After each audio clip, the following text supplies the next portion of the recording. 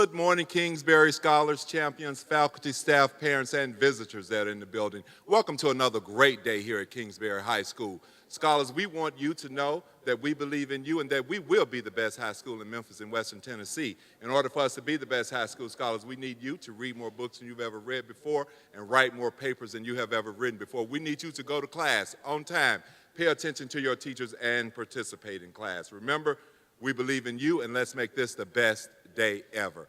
Good evening. My name is Terry Ross, and I'm the principal at Kingsbury High School, and our students hear this affirmation every morning.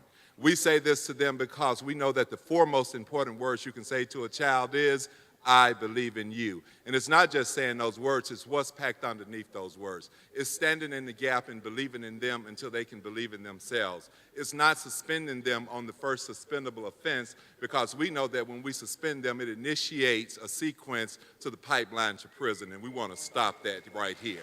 So at Kingsbury High School, we know that Daniel Coyle said that you have to give children something to stare at and something to reach for.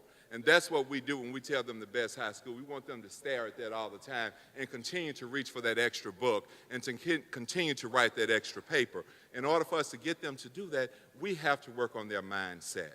Because with the growth mindset, we know that it's about effort. It's about working hard. It's about saying that I can do this. But coming out of poverty, oftentimes, we have a fixed mindset. And in poverty, sometimes all we have is our pride. And you're going to call me to the board to work this algebra problem that I can't work and just expect me to lose the only thing that I own and maybe a pair of Jordans and an iPhone? So we're helping to transition our students into that growth mindset where they understand it's about effort. Because most of us believe that either you have it or you don't. But that's the fixed mindset. So we're teaching our children to continue to work, to continue to strive so that they can get to that next level. And we know that it's the power of our words that get there. And whatever words that we plant in their head, whether good or bad, it's going to grow. So let's plant good words in our children's head. Let's plant encouragement. Let's make sure that we watch our language, because we know that if we tell them, oh, it's okay, Daddy, I wasn't good in math either. No, I'm not good in math yet. So we need to teach them that other word yet so that they can know and understand that whatever you put your heart into, whatever you're dedicated to, you're going to get there, that there are going to be some ups and downs and some dead ends and some curves, but there's no straight line to success.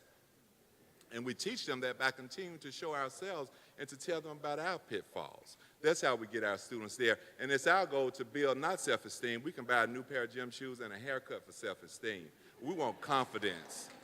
We want confidence. We want you to be able to go and sit down in a classroom at CVU and say that you can compete with any child in the city of Memphis. So that's why we want you reading and writing more, and so that you can make it through that era of success and know that you have to have dedication and persistence to get there.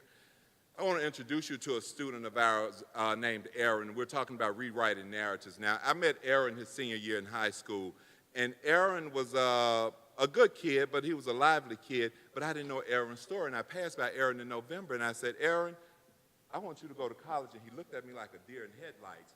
And I saw him again later on, and we talked about it. And in March, Aaron just started doing everything, getting in trouble all over the place. And I said, what's wrong? You're 2 months from graduating. Aaron came to me one day, and he said, I feel strange. I feel weird. And we had gone through a lot trying to keep him from not getting kicked out of school. And I said, why? Did something happen? Did someone do something to you?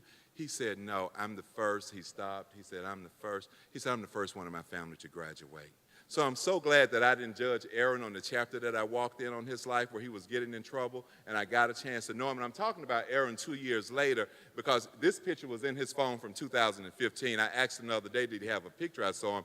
He was at the school because he wanted to get some help filling out his financial aid form because he's going to Southwest this fall. So Aaron is continuing to write his story, and we're going to root for Aaron to know, so that he can do well, because we want Aaron to know that this is Memphis, and we grind here, right?